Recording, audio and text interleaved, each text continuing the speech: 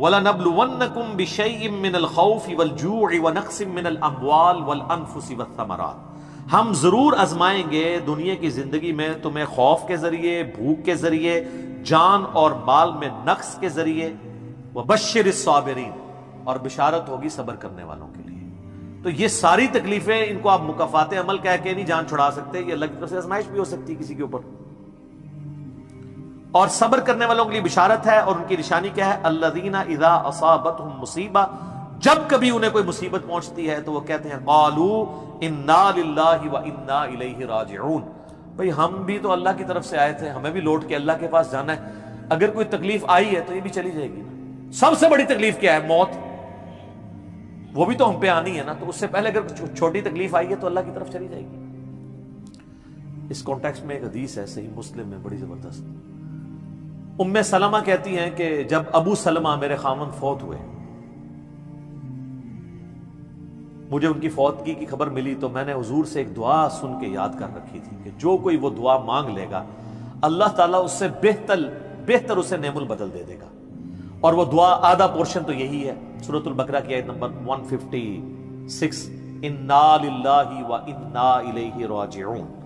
اس کے بعد ہے اللہم اجرنی، یہ جھٹکے سے ملے گا، اللہم اجرنی، حمزہ آگے، اللہم اجرنی فی مصیبتی واخلف لی خیرا منہا، اے اللہ مجھے اس مصیبت میں اجر عطا فرما اور میرے لیے اس سے بہتر نعم البدل کر دے۔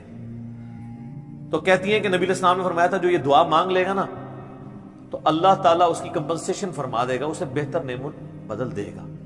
کہتے ہیں میں نے دعا تو کی، پھر میں یہ سوچتی تھی کہ میرے خامن جیسا تو کسی کا خامن نہیں ہوگا، ابو سلمہ جیسا خامن مجھے کیسے مل سکتا ہے؟ تو جب عدت پوری ہوئی تو نبی علیہ السلام نے پیغام کا نکاح کا پیغام بھیج دیا، ام المومنین بن گئی، اور یہ ہماری وہ ماں ہے جو سب سے آخر میں فوت ہوئی ہیں 64 ہجری میں، واقعہ کربلا کے بھی 3 سال بعد۔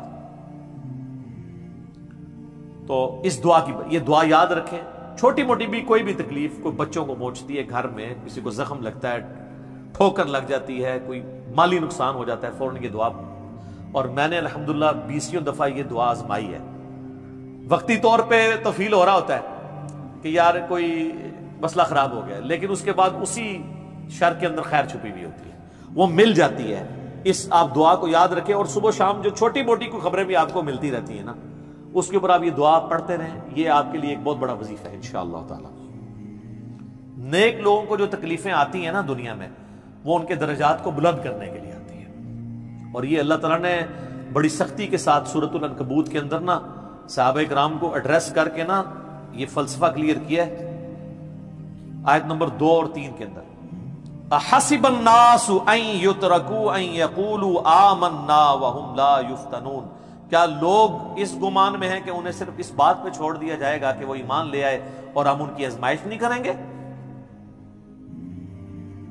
وَلَقَدْ فَتَنَّ الَّذِينَ مِن قَبْلِهِمْ، بے شک ہم نے ضرور آزمایا تھا ان سے پہلے لوگوں کو، فَلَيَعْلَمَنَّ اللَّهُ الَّذِينَ صَدَقُوا وَلَيَعْلَمَنَّ الْكَاذِبِينَ، تو اللہ تعالیٰ ضرور جانچ کر رہے گا کہ کون سچے ہیں اپنے دعوے کے اندر، کس دعوے میں کہ غلامی رسول میں موت بھی قبول ہے، اور کون صرف نعرہ بازی کر رہے ہیں۔ اللہ تعالیٰ ان کو ظاہر کر کے رہے گا، جانچ کے رہے گا۔ تو یہ اللہ تعالیٰ نے اپنا اصول رکھا ہے، یونیورسل ٹروتھ ہے۔ اس کانٹیکسٹ میں صحیح بخاری میں ایک حدیث ہے، صحابہ کرام نے جب کافروں کی تکلیفوں کا ذکر کیا نا حضور سے، تو آپ نے فرمایا صبر کرو، اللہ کی قسم تم سے اگلے لوگوں کو زمین میں گاڑا جاتا تھا، سر کی مانگ پہ آرا رکھا جاتا تھا اور کہا جاتا تھا کہ اسلام چھوڑ دو، اور وہیں ان کے 2 ٹکڑے کر دیے جاتے تھے، وہ اپنے دین پہ قائم رہتے تھے۔ لوہے کی کنگیاں ان کے گوشتوں پہ پھیری جاتی تھی، حتیٰ کہ ہڈی تک پہنچ جاتی تھی، تب بھی وہ اپنے دین پر ثابت قدم رہے۔ تو نبی الاسلام نے اپنے صحابہ کو اگلے لوگوں کی یہ تکلیف گنوائی۔ تو اب وہ جو اتنی تکلیفیں کاٹتے رہے ہیں، وہ کوئی مکافات عمل نہیں ان کے لیے ہوا، آزمائش تو ہوئی ہے نا جی۔ تو نیک اور برے لوگوں کے اعتبار سے ڈیفرنٹ ہے، یہ ذہن میں رکھیے گا۔ بخاری اور مسلم کی متفق علیہ حدیث ہے، نبی علیہ السلام فرمایا مسلمان کو کوئی بھی تکلیف پہنچتی ہے، دکھ درد بیماری، کوئی اندیشہ کہتے ہیں ذہنی ٹینشن کو صرف کہ یہ نہ ہو جائے، حتیٰ کہ اس کے پاؤں میں کانٹا بھی چبھ جائے، تو اللہ تعالیٰ اس کے بدلے میں اس کے گناہوں کو معاف کر دیتا ہے۔ اور مسلم شریف میں ڈیٹیل ہے کہ جب یہ سورۃ النساء کی آیت نمبر 123 نازل ہوئی نا کہ چھوٹے سے چھوٹے اعمال کا بدلہ بھی ملے گا، چھوٹی سے چھوٹی نیکی کا بھی، تو صحابہ پریشان ہو گئے، ان کا یا رسول اللہ ہم تو یہ تو سارے پکڑے جائیں گے، کس طریقے سے کوئی بندہ پرفیکٹ ہو سکتا ہے؟ تو حضور نے فرمایا پریشان ہونے کی ضرورت نہیں ہے، مسلمان کو جو دنیا میں تکلیفیں اور بیماریاں آتی ہیں نا، وہ اس کی ان غلطیوں کا کفارہ بن جاتی ہیں۔ حتیٰ کہ جامعہ ترمذی میں ابو داؤد میں ایک حدیث ہے، نبی علیہ السلام نے فرمایا کہ دنیا میں سب سے زیادہ تکلیفیں انبیاء کو آتی ہیں، تو کیا انبیاء پہ مکافات عمل ہو رہا ہوتا ہے؟ نعوذ باللہ۔ اس کے بعد ان پہ آتی ہیں جو ان کے بعد اللہ تعالیٰ کو سب لوگوں سے بڑھ کے محبوب ہوتے ہیں۔ آپ نے صحابہ کا بھی نام نہیں لیا، فرمایا جو بھی، وہ اس زمانے میں بھی ہو سکتا ہے، آج کے زمانے میں بھی، کیونکہ بعض اصحاب تو ایسے ہیں جنہوں نے کفر کی زندگی میں بھی موج کی ہے اور اسلام کی زندگی میں موج کی ہے، وہ تکلیفوں سے گزرے ہی نہیں ہیں۔ اچھا، اور پھر فرمایا اس کے بعد وہ لوگ ہیں جو اس کے بعد اللہ کو سب سے بڑھ کر محبوب ہوتے ہیں، حتیٰ کہ انسان پہ تکلیفیں آتی رہتی ہیں اور اس کی موت کا وقت آ جاتا ہے اور اللہ تعالیٰ اسے پاک و صاف کر کے دنیا سے اٹھا لیتا ہے۔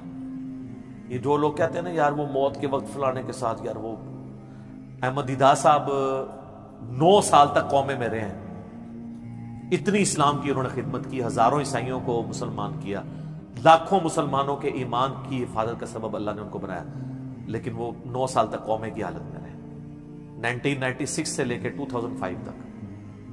تو کوئی کچھ کہتا تھا جی یہ وہ عیسائی بھی ان کو کہتے تھے دیکھو جی اس کو بدوا لگ گئی اور یہ وہ ہو گیا، گستاخ ہے، یہ وہ ہے۔ تو یہ تو کوئی طریقہ نہیں ہے۔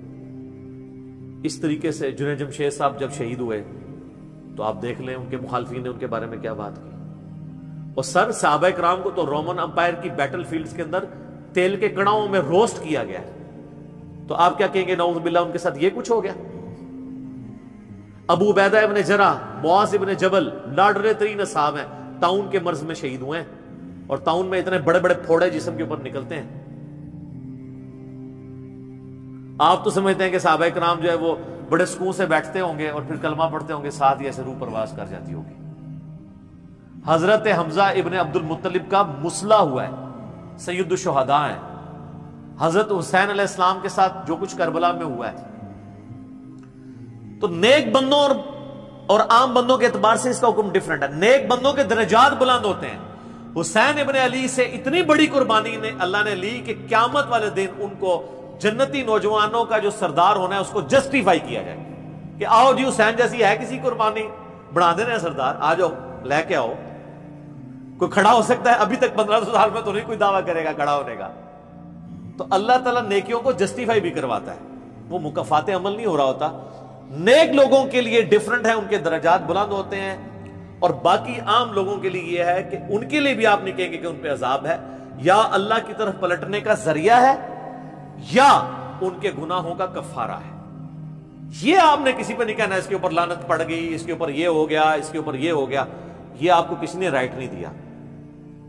یہ بہت بڑا ظلم ہے۔ ایک طرح کے معاملات ہوئے ہوتے ہیں دونوں کے ساتھ۔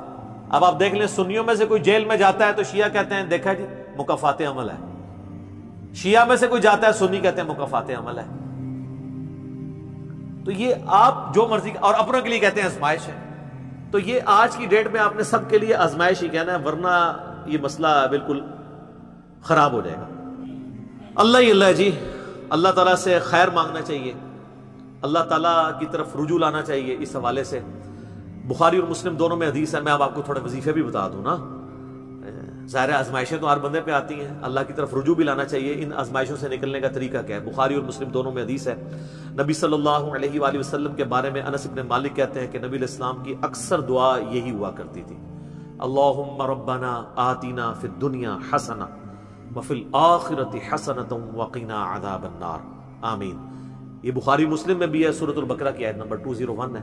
اے اللہ ہمیں دنیا میں بھی بھلائیاں عطا فرما اور آخرت میں بھی بھلائیاں عطا فرما، اور آخرت کی سب سے بڑی بھلائی بھی ساتھ مانگ لی، وقنا عذاب النار، آگ کے عذاب سے ہمیں بچا لے، آمین۔ یہ اکثر آپ کی دعا ہوتی تھی.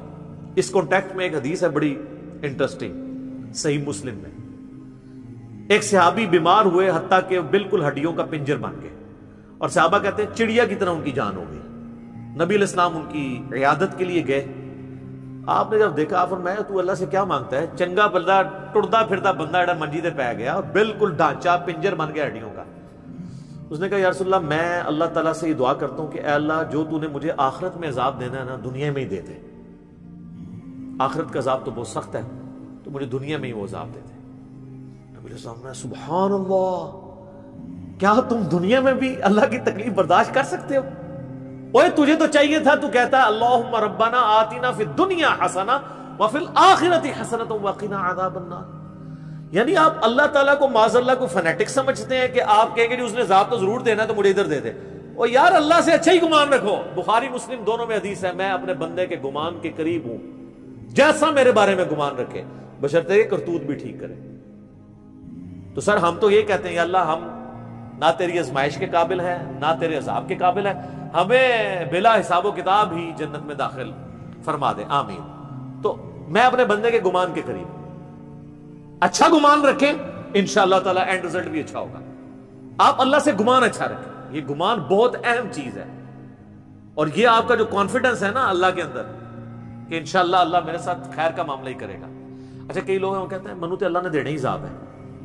استغفر اللہ تو بولی, آپ چاہے اچھے اعمال کرتے ہیں برے اعمال, تب بھی آپ نے یہ اپنے بارے میں یہ بات نہیں کرنی.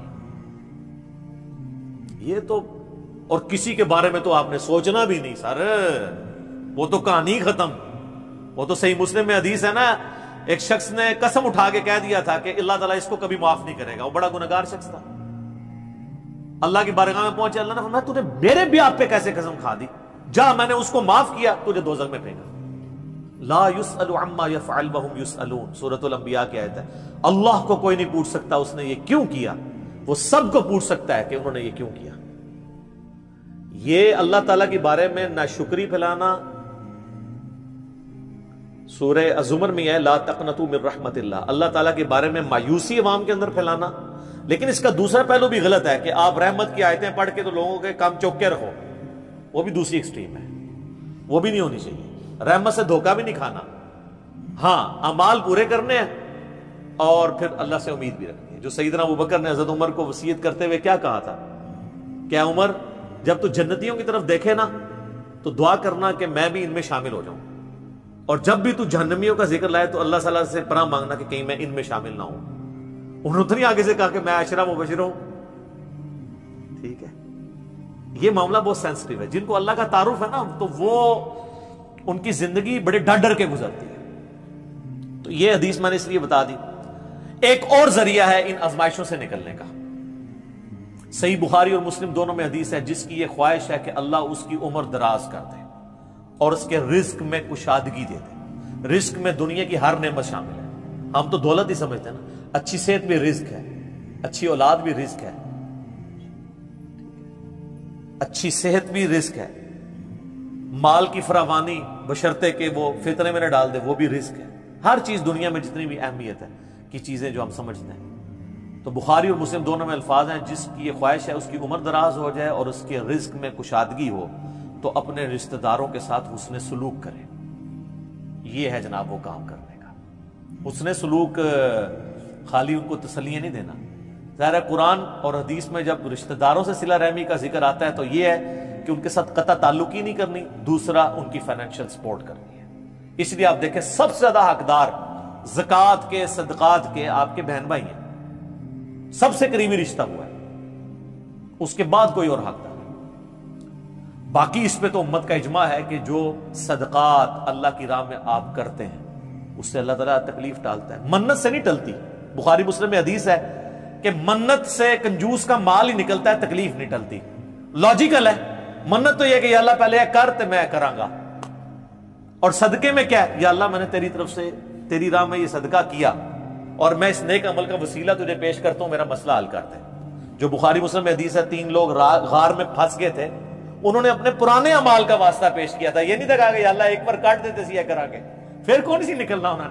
انہوں نے اپنے پرانے کیے ہوئے اعمال کا وسیلہ اللہ کے حضور پیش کیا.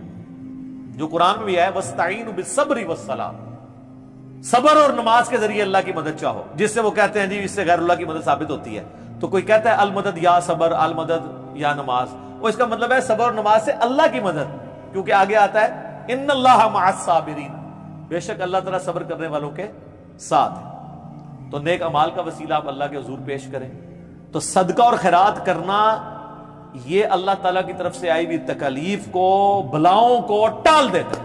تو یہ میں نے آپ کو ایک دعائیں، اذکار اور پھر اعمال بھی بتا دیے۔ آخر میں دو دعائیں میں وہ جو بیان کی تھی ان کو ریپیٹ کر دیتا ہوں۔ ایک پریونٹیو دعا ہے، یہ دو علاج ہوتے ہیں نا، پریونٹیو اور کیوریٹیو۔ پریونٹیو علاج یہ ہوتا ہے کہ بیماری ہونے سے پہلے علاج کیا جائے، جیسے ویکسین ہے، آج کل وہ کہہ رہے ہیں نہیں کورونا کی ویکسین بن گئی ہے کہ وہ لگوا لیں تو تکلیف ہوئی نہ۔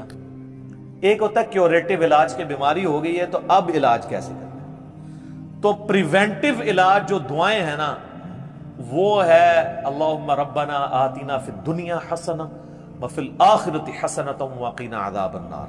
ہر نماز کے تشہد میں اسے مانگے، ٹھیک ہے، بلکہ سجدے میں مانگے۔ صحیح مسلم میں حدیث ہے کہ سجدے میں تم اپنے رب کے سب سے زیادہ قریب ہوتے ہو، خوب دعائیں مانگا کرو۔ سجدے میں بھی آپ یہ دعا مانگ سکتے ہیں، تشہد میں تو مانگے ہی مانگے۔ وہ بخاری مسلم میں حدیث ہے درود شریف کے بعد جو چاہو اپنے رب سے مانگو، وہ تو قبولیت کی ایک جگہ ہے۔ اس کے علاوہ یہ ہو گئی پریونٹیو علاج بیماریوں سے، پریشانیوں سے۔ جتنے سنت اذکار ہیں، بسم اللہ الذی لا یضر، یا اعوذ بکلمات اللہ التامات من شر ما خلق، یہ ساری کی ساری چیزیں اللہ تعالیٰ کی طرف سے سنت اذکار ہیں۔ لیکن یہ یاد رکھیے گا یہ ناگہانی آفات کے لیے ہیں، یہ نہیں ہے کہ بسم اللہ پڑھ کے ساکٹ میں انگلی دے دے یا بسم اللہ الذی لا یضر پڑھ کے تو کوبرے سے کھیلنا شروع کر دے، نہیں، وہ پھر آپ اپنے اوپر تقدیر خود غالب کروا رہے ہیں، پھر یہ اذکار نہیں اثر کریں گے۔ یہ ناگہانی آفات کے لیے، جب کوئی شخص اپنے اوپر خود تقدیر غالب کر لیتا ہے نا پھر وظائف ہو جاتے ہیں سائڈ کے اوپر، یہ ذہن میں رکھیے گا۔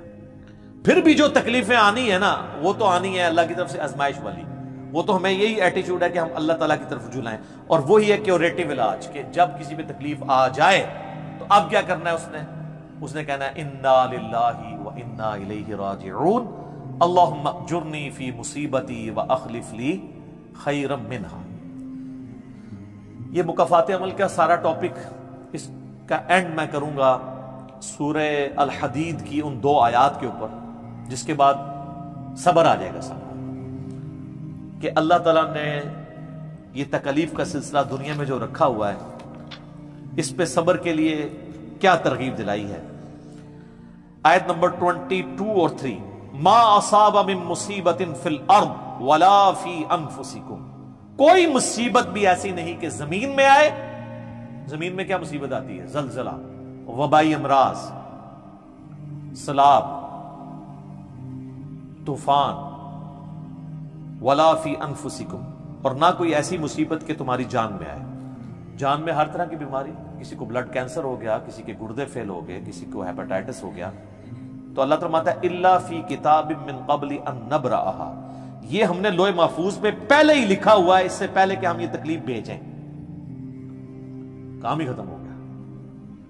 اللہ کہتا ہے ہم نے تو یہ طے کیا، یہ ڈیسٹنی ہے تمہاری، تقدیر ہے۔ ان ذالک علی اللہ یسیر، یاد رکھنا یہ اللہ کے لیے بڑا آسان ہے، بہت آسان ہے۔ کوئی یہ بھی کہہ سکتا ہے کتنا ہو گیا، پہلے ہی اللہ کو پتا ہے، اللہ کے علم کے لیے آسان ہے۔ سورۃ الانعام میں تو یہاں تک آیا ہے کہ خشکیوں میں یا سمندروں کے اندر کسی درخت کا اگر پتا بھی گرتا ہے نا تو اللہ کو پہلے سے علم ہے، اور زمین کی گہرائیوں میں کوئی دانہ بھی پھوٹتا ہے نا وہ پہلے۔ اب ظاہر ہے ہمارا ذہن تو اس ڈیٹے کو سمجھ نہیں سکتا، بلکہ آج ہم نے لیپ ٹاپس میں، ہارڈ ڈسک میں وہ ڈیٹا سٹور کر لیا ہے جو 8 سے 100 سال پہلے کا انسان اس کو ماننے کے لیے تیار نہیں ہوگا کہ یہ ٹچ سکرین موبائل کیا کر سکتا ہے، اتنی دور بات کر سکتے ہیں، وہ تو اس کو بھی ماننے کے لیے تیار نہیں ہوں گے۔ لیکن ہو گیا نا کہ انسان کو اللہ نے ترقی کرائی ہے، تو اللہ کا علم تو بہت کامل ہے۔ لِكَيْ لَا تَأْسَوْا عَلَىٰ مَا فَاتَكُمْ، یہ ہم نے اس لیے کیا، یعنی ہم نے تقدیر میں پہلے یہ چیزیں لکھی تھی تاکہ تم مت افسوس کرو اس چیز پہ جو تم سے چھین لی جائے۔ وَلَا تَفْرَحُوا بِمَا آتَاكُمْ، اور اس پہ شیخی مت بگاڑنا جو اللہ نے تمہیں دی ہے۔ اللہ کسی سے لے کے ازماتا ہے تو کسی کو دے کے بھی ازماتا ہے۔ وَاللَّهُ لَا يُحِبُّ كُلَّ مُخْتَالٍ فَخُورٍ، اور اللہ تعالیٰ پسند نہیں کرتا ہر شیخی بگاڑنے والے کو، جو بات بات کے اوپر شیخی بگاڑتا ہے۔ کسی کے پاس اگر کوئی اللہ کی طرف سے نعمتیں ہیں تو وہ اللہ کا شکر ادا کرے، اور اگر کسی کے اوپر آزمائش کا وقت ہے تو وہ اللہ کی طرف رجوع لائے۔ اس لیے تو نبی علیہ السلام نے فقر کی زندگی گزاری ہے نا سر۔ باقی نیک بندوں کے لیے درجات کی بلندی کا ذریعہ ہے آزمائشیں آنا، برے لوگ بھی اس اعتبار سے کہ میرے اعمال کی شامت ہے اور میرے گناہ معاف ہو جائیں گے اور میں اپنی اصلاح بھی کر لوں، کسی کے بارے میں کوئی ورڈکٹ نہ دیں، اپنے اوپر ضرور لاگو کر لیں۔ ہم اللہ تعالیٰ سے دعا کرتے ہیں اللہم اجرنا من النار، اللہم انی اعوذ بک من عذاب جہنم، ربنا اننا آمنا فاغفر لنا ذنوبنا وقنا عذاب النار، اللہم انی اعوذ بک من عذاب جہنم، ربنا اصرف عنا عذاب جہنم ان عذابها کان غراما، اللہم ربنا آتنا فی الدنیا حسنہ وفی الآخرۃ حسنۃ وقنا عذاب النار، اللہم احسن عاقبتنا فی الامور کلہا وَأَجِرْنَا مِنْ خِزْيِ الدُّنْيَا وَعَذَابِ الْآخِرَةِ، آمین ثم آمین۔ ٹھیک ہوگا جی؟